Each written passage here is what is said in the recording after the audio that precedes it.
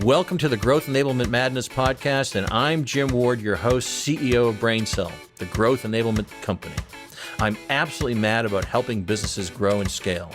And in this podcast, my team and I get a chance to talk shop with industry thought leaders about a variety of growth enablement strategies, stories, and technology trends. I'm happy that you're here, so let's get the growth conversation started.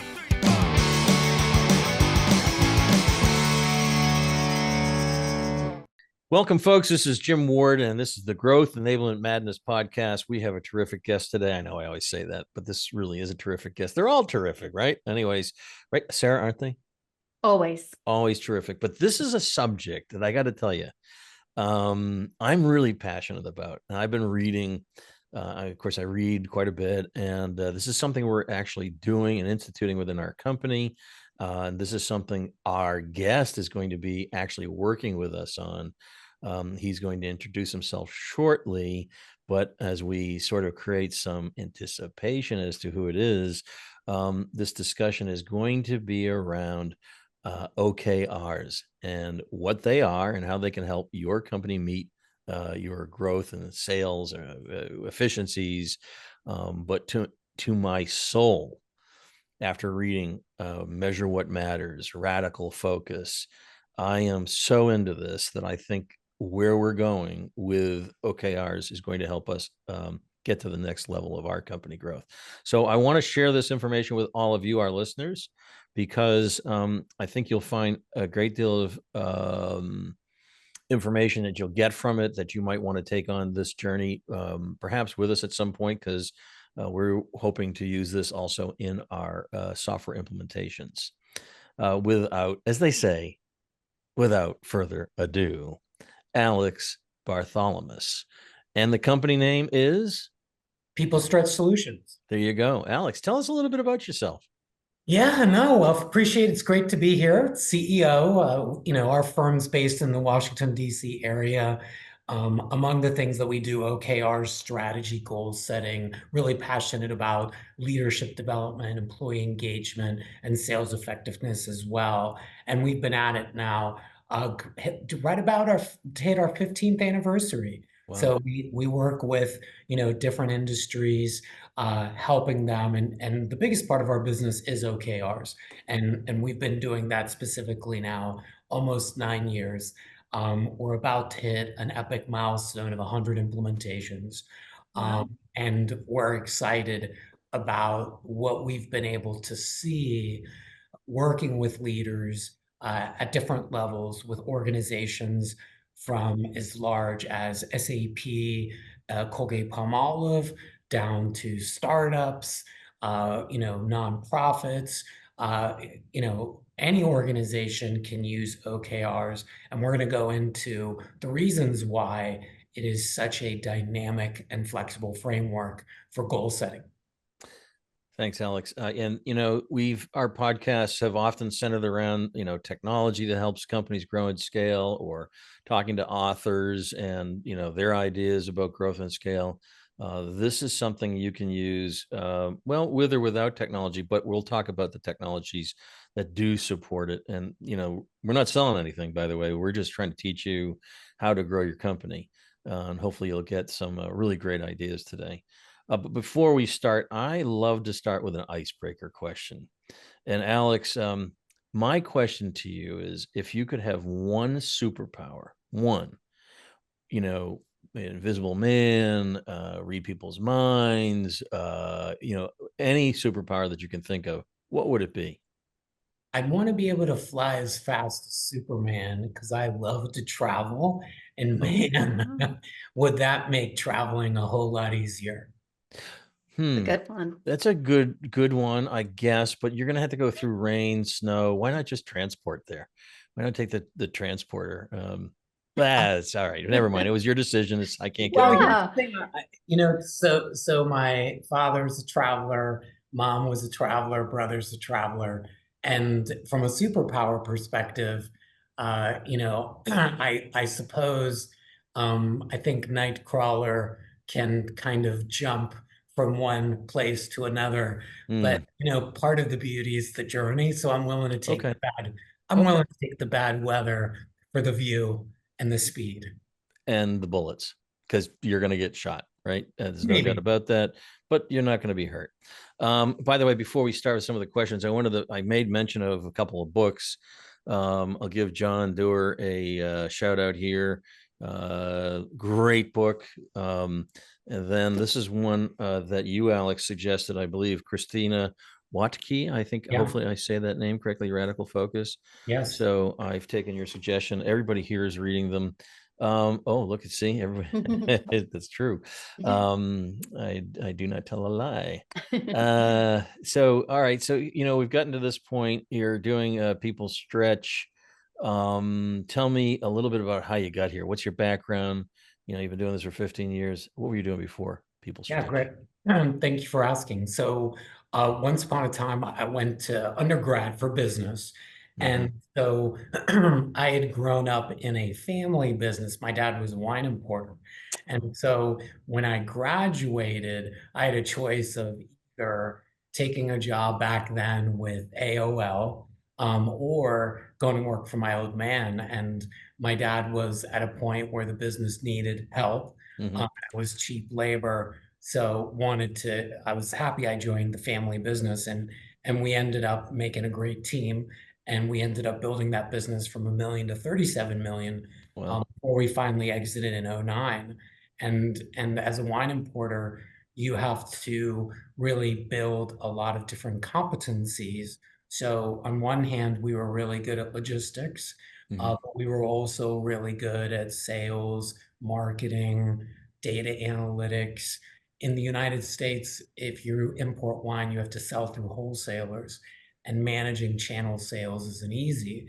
And so we combined a unique parts sales effectiveness, but also we use data to really understand where we were good and where we needed to be. So those were all kind of like my origin story of developing these competencies in sales effectiveness, leadership development, strategy, goal setting, and even data analytics.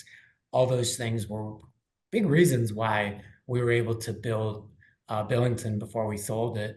And after working for the acquirer for a year, it was an easy transition to hang my shingle and, blinked, and lo and behold, it's been almost 15 years that I've been doing this. I know the feeling. I share the without spending too much time on this. I worked for a family business too out of college, and really learned the foundation of everything I'm doing today. And of course, we all evolve from there. But yeah, I share that. It was a great opportunity to be with my dad and work with him. So that's a great story. Um, so what was it that made you realize you needed to start this company? And was this company doing OKRs from the start, or have you evolved? So there were two critical milestones in Billington that kind of led me to this business. So in 2003, I was in New Zealand, and we were looking at potentially getting into that segment as a wine importer. And that trip roughly coincided a couple years after my mom had passed. And I probably, we had been growing pretty consistently for the previous 9 years, average 30% growth each year. But we were starting to run into some real strong headwinds. And I really reflected on, okay, what do I have to do as a leader to really make a difference? And the determination I made is I really had to let go and get out of the weeds and really start working on the business as opposed to in the business. Yep. So I vividly remember being in New Zealand and in South Island and just thinking about it and having that aha moment. And it was almost like a weight lifted off my shoulder because I was the roadblock, and the moment I realized I just needed to be a better leader and empower my team, I was able to make that transition. And so fast forward to 2008, when my dad and I were thinking about exiting, after the first conversation, I asked myself while I was reflecting on it, what am I going to do? Right. And at that moment, I answered. I remember that reflection, by the way. Exactly. I remember, and so it didn't take very long to answer the question. I want to help others go through the journey that I just went through because of Hmm. how powerful it was to just get out of the weeds, work on the business. And if I could create a business that allowed me to, balance talking about sales, talking about strategy, talking about leadership, then that was going to be a very sustainable next act. And I think I've been at this now 15 years. I think it's been working for me. And you asked, did I do OKRs from the start? And the answer is no, because I wasn't Right. aware of OKRs. Right. We practiced a lot of the tenets of OKRs from the standpoint of I got clear on goals. Um, I tried to get anyone I worked with aligned with me. But what I recognized, especially getting a new business off the ground, um, it was painful because the motion of how to do that isn't natural. Hmm. It's some people are better at it than others. And so roughly about, I'd say almost 9 years ago, um, a colleague said, "Hey, Alex, I know your vision and you should really check out OKRs because I think that might be the thing that you might be missing and you might be interested by it." So I took up to started doing some research, and like you, Jim, I knew immediately this was it. Like this was something that satiated my need for metrics, Yep. but it also satiated an important need for collaboration and really teams working up and down and across. And I'll talk more about how it's a team sport. An important lesson I learned, building the family business is when it stopped being about kind of Alex the superhero and it turned into the team. We continue to do some amazing things at bigger scale. Hmm. And so I think with OKRs, it provides leaders that opportunity depending where they are in their journey. Yeah, and the history of this, I think, is the precursor is MBO. Is that right? Management by Objective. Yeah. And then was it Andy Grove who really was what would you call him? Yes, he is the god. Father of OKRs. The Godfather of The OKRs. Yeah. Godfather. Right. He is the OG. I mean, I think he, starting in the 70s, started talking about it informally in a book he wrote. And then obviously he gave it more structure and started using it in the early 80s. And so Dorr talks about this evolution. But you look at Grove's track record at Intel, Hmm. I think he took a company that when he was CEO, it grew from 3 billion to 97 billion in market cap. Right. And this was his system that he wanted his leaders every quarter to articulate what was important and why it was important. But he also wanted them to get out of their comfort zone by setting these very measurable outcomes. And it didn't need to be like, you know, unrealistic, but it needed to be out of their comfort zone. Yeah. So I think that's resonated with a lot of leaders like yourself, Yep. that they want to help their teams realize their potential, that they just don't have the right framework. So we'll talk about what they are and how they compare to KPIs and MBOs. But just as I'm thinking about our team and others, I just think it brings together. We're an EOS company. We have scorecards, for example, and that was a great thing that happened. It was also one of those things that resonated with me when I read it and we implemented it, and we've had great success with it. But then I started to think, well, they the folks here on the team submit scorecards. It becomes a weekly sort of check the box and get it in. And I don't know that they feel an ownership as they will with an OKR framework. So tell us a little bit about what OKRs are and how they differ from KPIs and MBOs. Yeah, so for everyone listening, OKRs, objectives and key results. The intent is that the objective is a statement. The statement is comprised of a what and a why. I think that's an important point of differentiation, because you might talk to people out in business and they'll say, oh yeah, you have to have objectives. But if someone's talking about objectives outside the framework of OKRs, they're actually talking about SMART goals. They're talking about something that is a what, but it also includes some measurable component. Mm-hmm. When we think about objectives in the component of O's and KRs, the objective shouldn't have a number. That's for the key results. And a lot of organizations struggle to decompose work. So they're good at annual goal setting, but the purpose of OKRs is to break it down at a quarterly level. And so when you move from annual to quarterly, a lot of organizations get a lift in their acceleration because they're just taking it 3 months at a time. And so I think it's pretty powerful when you can take it in 3-month increments and actually complete something, as opposed to 3 months in, I'm on track. I'm on track doesn't mean anything relative to an annual goal. So it's actually very unsatiating to be on track for some people. In a quarterly framework, blow away your first quarter goal, you celebrate, and then you worry about the next one. And I think people appreciate the shorter term horizon. Certainly I'm the first person to say I can be guilty of a little ADD. So there's nothing like a shorter time period to keep my attention. I think when you compare it to like KPIs, which is one of the most frequent questions we get, a KPI, it could be a leading indicator, it could be a lagging indicator.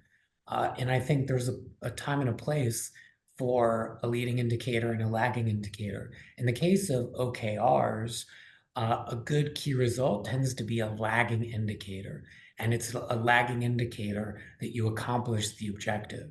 Now, do I think KPIs and OKRs, they can live in harmony? And sometimes in a Venn diagram example, there's overlap of those lagging KPIs. They could very well be someone's KRs.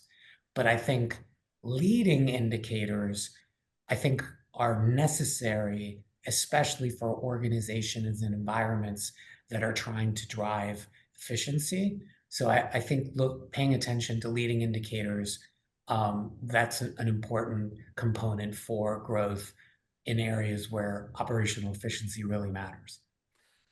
For the listening audience, I want to apologize. Oftentimes we get, when we're in the weeds, we get used to these acronyms that we're assuming people know. And OKRs, just to be clear, stand for objectives and key results. And there's a framework around what the objectives are and then what the key results are. And of course, KPIs are key performance indicators. Some people use scorecards in the vernacular of EOS would be scorecards. And then there's management, MBOs would be management by objective. So there's elements, if you know all of them, that you'll see them in the OKR framework. But it to me is evolutionary. If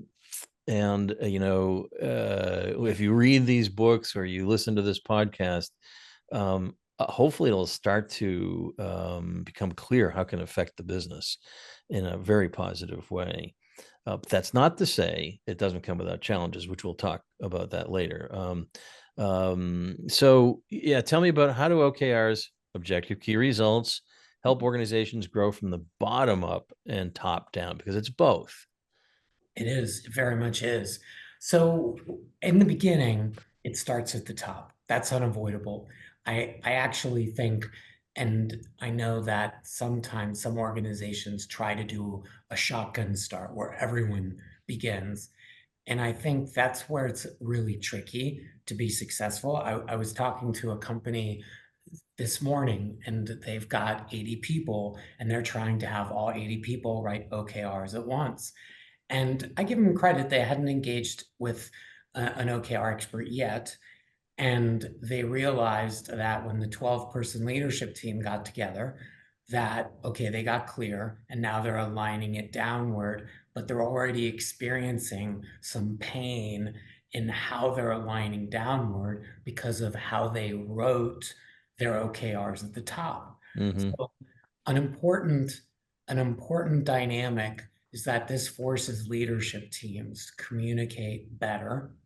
And so that's the top down. How do they communicate in a way where people see themselves in the objectives that are being written? And so after the first OKR cycle, which is a quarter, starting in the second cycle, people at lower levels start to get feedback up. And every quarter, the feedback comes up faster and in a richer format, which creates this wonderful feedback loop. Leadership aligns downward direction. The rank and file mid-level management gives feedback up and sometimes across. And the company takes a 2-week period at the beginning of every quarter to really get aligned.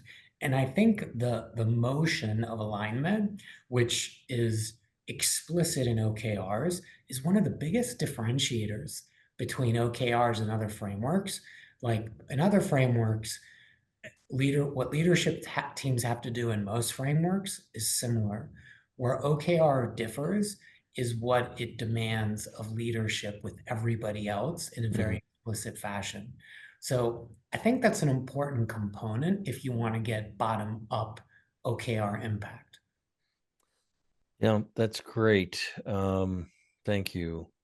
So, Alex, you had mentioned one of the benefits of OKRs being that they're leading indicators versus KPIs or tend to be lagging indicators.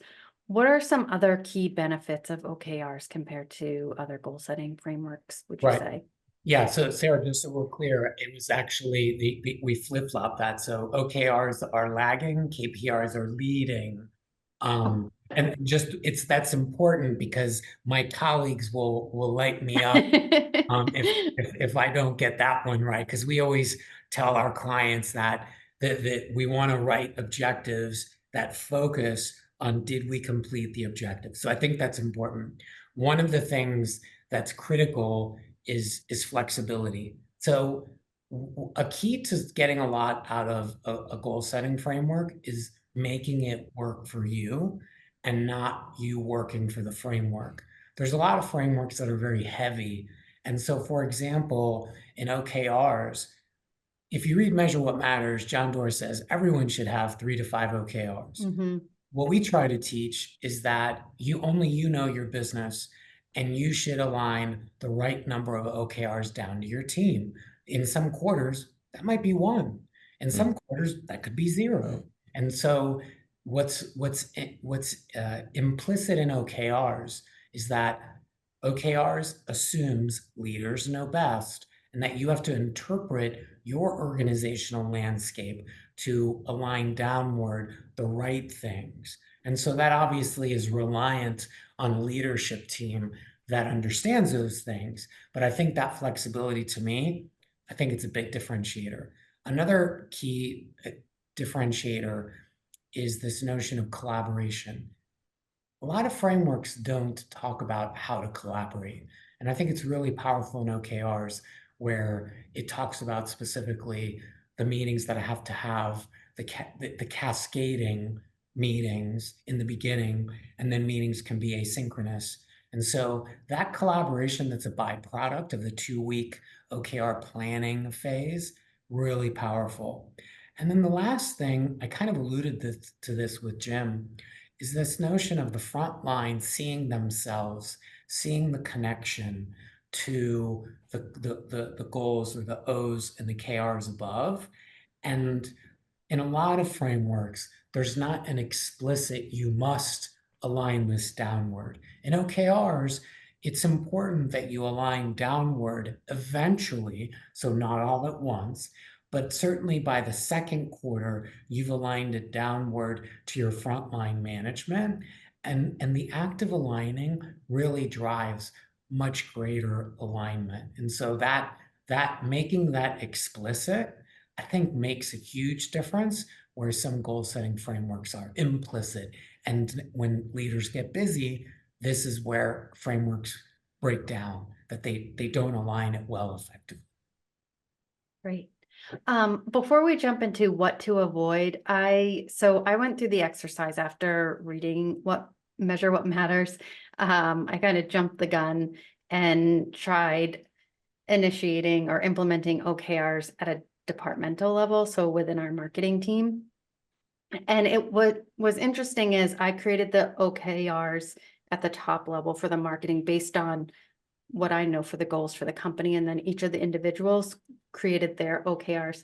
And what was interesting to me is when it came to creating the key results, there was a trend where the key results tended to be more to-dos or Right. check the box tactics versus key results. So do you have any tips or guidance around, in addition to the objective, creating the key results? What makes a good key result?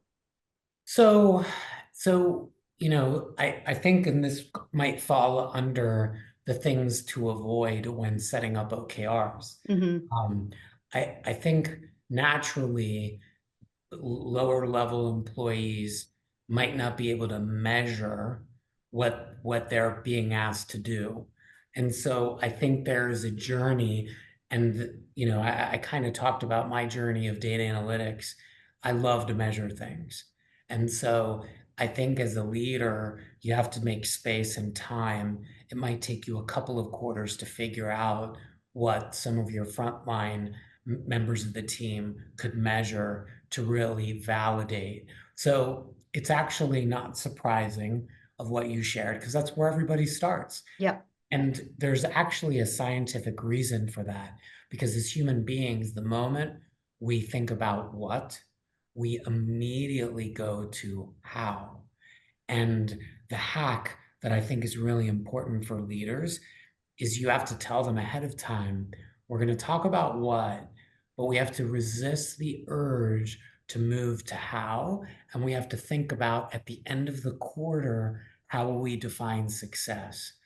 And success definition, it could start, I have to do this. And then you would coach that person by saying, I believe you're going to do that. But if you do that, what will that lead to? What will result? And so just by helping someone have a good conversation about, you're clear about what you need to do, but are you clear about how we measure success? Yeah. Why are you doing it? What are you really trying to accomplish by doing these And, things? Yeah. Great. and, All right. Yep. Sorry. Go ahead. and and the follow-up is the answer to the why can give clues to how to measure. Yeah. Great. All right. So tell us a little bit more about the things we should avoid when setting up OKRs. So definitely avoid rolling out to the entire company, especially the larger you are. Like, I think to me, that is a big challenge that a lot of people, I appreciate giving it a try, but I think there's a lot to be said about going slow. I think in addition, the common pitfall is too many. And I call this the curse of John Doerr. John Doerr does an amazing job of getting people enthusiastic about OKRs, but that doesn't necessarily mean that everybody should have 3 to 5 OKRs with 3 to 5 key results each. I mean, that's an inordinate amount of KRs and Os for that matter. Mm-hmm. The reason I recommended to Jim to read Christina Wope's Radical Focus is in her book, I'll give everyone the cliff note. I'm going to spoil the end. 1 OKR. And it's a very extreme view of, hey, how do we drive focus around 1 OKR? So to some degree, it's almost the antithesis of what John Doerr is saying from the standpoint of everyone do OKRs. And I think if people read both, they can find a happy medium in between. Yeah, I'm a believer in simple to start, right? Get adoption, start easy and simple, gain the adoption and understanding. Hopefully that's how we'll approach it as we move forward.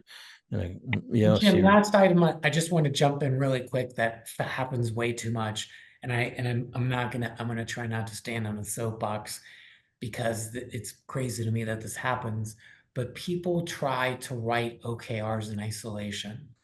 One of the things that I think is powerful about OKRs makes strategic planning a team sport. And Right. so writing OKRs should be a team sport, not done in isolation. So Right. just rounding out, I think it's critical for people, if they're thinking about OKRs, at least do it with a buddy, if not do it with the team. It is amazing how it can turn a meeting into a team building experience Right. on focusing on what matters most.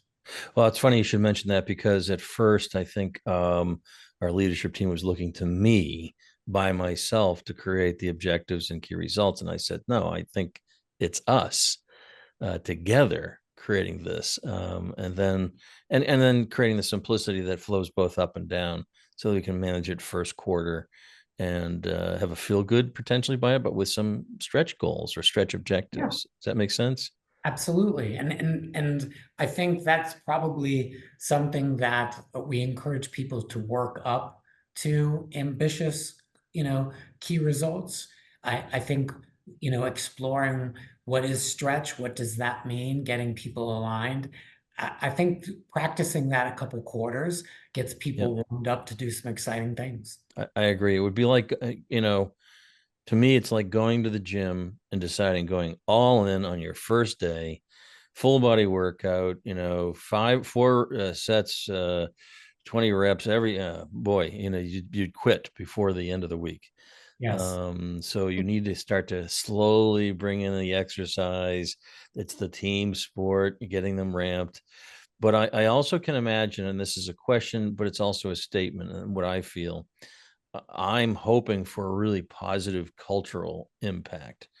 Um, and this is my hope, and maybe you could confirm my hope is going to be true, that by doing this and having it as a team sport, that Mhm. everybody's invested. It isn't just checking the box of sending your KPIs or scorecards in. Everybody is truly invested, and that they individually can feel how they're contributing to the overall success of the company. And to me, that has a cultural impact. Would you agree with that statement? Disagree? Change it? Edit it? So Void it? Delete it? no, that's great. So I'm gonna stick with the gym. And so if you want to improve something, you have to put in the work. Right. And the work has to happen, and it's not going to be quick. It has to happen over a consistent period of time. And so in OKRs, that consistency is collaboration and alignment. So we do see culture, and in a couple of the wins that I know we're going to talk about, those were the wins because people were feeling more aligned. They appreciated the collaboration. One story is during the pandemic, it made a huge difference for a healthcare organization, a very large one, to really be talking about this and aligning around what was most important. And obviously in the pandemic, that obviously helping people get through it. And so when you put it in real life terms like that, it absolutely does. And the common thing is that when you have professionals who put in the work, that you get what you talked about, Jim. Yeah. That's great. And so, by the way, I was just mentioning, and it's in my head again still. So, I just came back from Houston, and uh, the president of the company that we were meeting with, really smart guy. He had been through OKRs of the previous company and said that there were some challenges, and he wants to share with me the challenges, which he and I are going to have a meeting. But maybe you can sort of elaborate. That's a horrible word. I'm not even going to pause on that for re-editing. I'm just going to let it fly out there. I Elaborating. don't know, it's actually Um, kind of a cool I word. I like it. I like it. So we're elaborating is a new word for everybody. Elaborating, Just right? yeah. He's going to elaborate.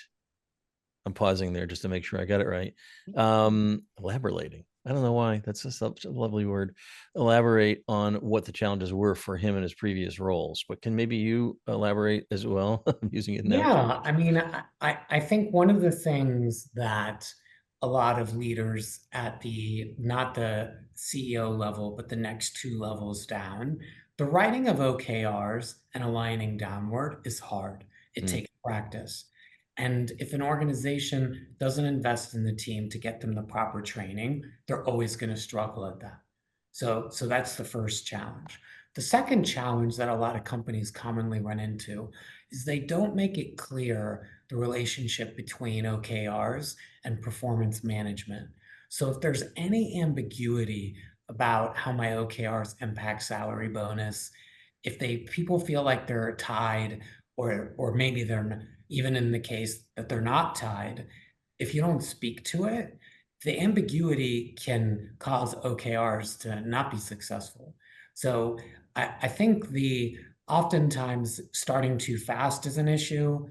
The writing and alignment of OKRs down without the skills development an issue. There's the general relationship between performance management an issue. And then sometimes it's hard to get people motivated if you're writing OKRs out of a spreadsheet or a PowerPoint deck. Like, it's not staying in front of people.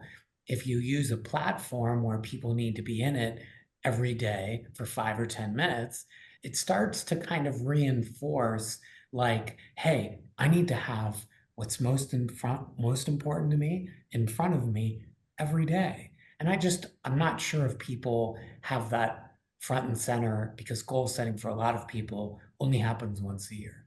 And with OKRs, it happens more frequently, but also you got to review it frequently. It seems like a perfect segue before I don't mean to interrupt your question, Sarah, but the platform we've chosen is Microsoft Viva Goals. Is that one of the platforms you would suggest as well? Absolutely. I mean, we only work with two primary platforms. Viva Goals is one, BetterWorks is the other. The one of the things that I think Viva Goals has going for it is Microsoft. Microsoft makes it really easy to turn it on. You can plug it right into your Teams channel. Right. And to me, when you're in the flow of work, that's an advantage. I think Microsoft was intentional for it to be a standalone OKR tool. BetterWorks, which John Doerr invested in, is all about performance enablement, continuous performance management. And so they view the world as goal setting OKRs, performance management, and they want to create a view for you of both of those things together. And so I think there's a place for that. And I think depending on the organization, I think you've got to evaluate what makes more sense. I think for most Office 365 shops, Right. goals is a layup. It's just an easy layup. Now, over time, you might consider the alternative. And so, you might consider a tool like BetterWorks on the performance management side. I think, you live in software every day. There's many options for every single tool. Yep. So to me, I think it's just navigating what makes the most sense given the environment that you're in. And we're an Office 365 shop, and so we work in teams daily. And for those who are listening, it just sits there as an added icon on your left bar. So easy to access, easy and transparent to see consistently. That was the reason for the choice. But anyways, I'm sorry, Sarah. I interrupted a question that you had, I believe. No, that's okay. I actually, as you were talking, Alex, it made me think of a question. So we're talking a lot about how to go about creating OKRs and the process. And I'm starting to think about the best way to measure progress against OKRs. So do you have any tips or best practices for that? Like how frequently you should be looking at the progress? Who owns kind of pivoting if you're not seeing the progress you're expecting to see? Yeah, so that's a robust set of questions. So, Can you repeat them? I'll repeat them in terms of what I heard. So, Okay. Thank God. how do you track progress in OKRs? So I think there's progress for personal. I recommend everyone to look at OKRs daily for 5 minutes. To me, 5 minutes daily for your own OKRs goes a long way. For your team, I recommend that you look at it at least, depending on the size of your team, 2 to 3 times a week prior to your team meeting. So you can use the first 5 minutes of your team meeting to really showcase where you as a leader can provide assistance. Don't ask for a status, because that's what the tool is for. What you want to do is get ahead, look at how they're doing, and as a leader, a servant leader perhaps, offer assistance in how you can help. And then last but not least, I think the retrospective is a critical place to really track progress and really understand how you did, Mhm. because the tool will tell you the numerical, like, hey, I was 80%, 90%, 100%. But the retrospective is everyone's time of fame or shame, but we say shame in jest. It's about the learning lesson. It's about sharing, like, here's why I succeeded, or maybe I was overly ambitious this quarter, and instead of having 3 OKRs, I should only have 2. Or maybe, you know, let's say, Sarah, you and I are in the same team. Maybe I was relying on you to deliver something, and Jim unintentionally gave you something that you had to drop what you were doing for me. Never. And Never. right. So in the retrospective, it allows us to tell the full story that maybe a spreadsheet, a PowerPoint template, or even a tool can't. So I think you have to balance how you're tracking progress for yourself, how you're tracking progress in the team. You might even take 5 minutes in a one-to-one and offer that same type of assistance. And then at the end of the quarter, you got the retrospective to really reconcile that. And so those are the things that actually help organizations get more value out of OKRs, as opposed to just setting them and, God forbid, forgetting them, which happens to a lot of people with their goals. Right. Great. So, final question. What advice would you give to companies that are considering implementing OKRs for the first time? What would be your number one piece of advice? So I'm going to cheat and say 3 things, if it's okay. Okay. One, um, Okay. Are. so Jim, Are. That's so good. That is So good. Jim, what you did is educate. So I Yep. think investing time in education is important. I think every company, if they can afford an OKR expert, you should get a coach. Like, with a coach, you're better than doing it independent. But part of that motion is, after you educate and maybe you get some coaching, go slow and focus, because Mhm. oftentimes it takes multiple quarters. And so going too fast, and a lot of organizations don't slow down, it's this: how can you educate, go slow, and focus? To me, that's an important mantra we teach our clients. And that you'll be hearing a lot, Jim, early and often. Yeah. How do you go slow, focus? You've done the education piece, great. And now it's a question of, how do we drive focus on the things that matter the most to your business?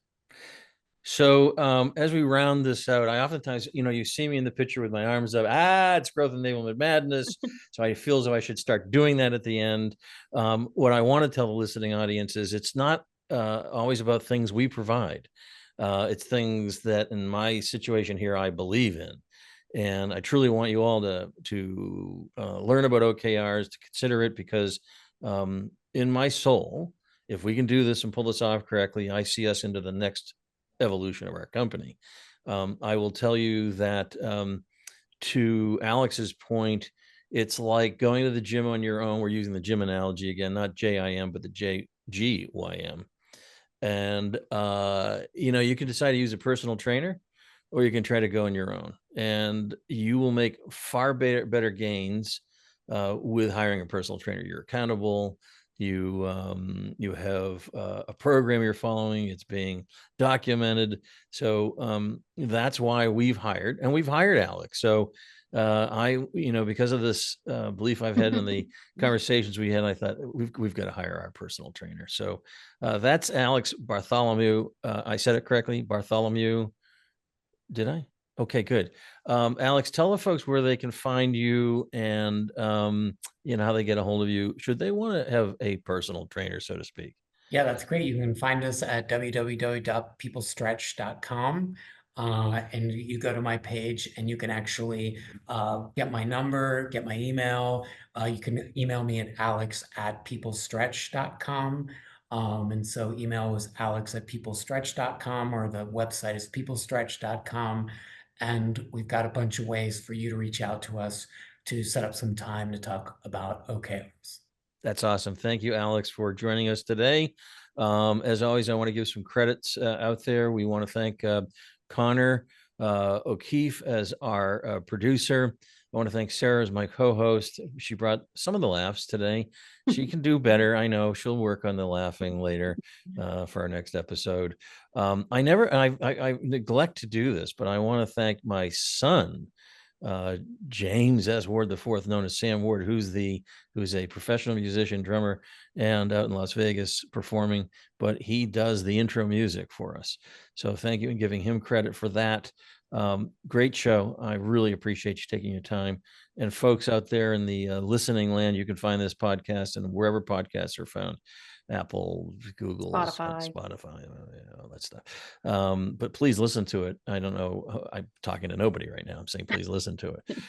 But I think you'll really find a tremendous amount of benefit from OKRs and using it and getting a personal trainer like Alex. Don't kid yourself. It's going to be a bit hard.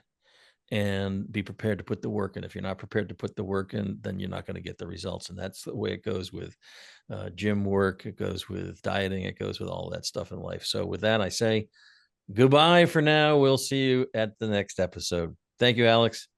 Thanks, Awesome. Alex. Thanks, Jim. Thanks, Sarah.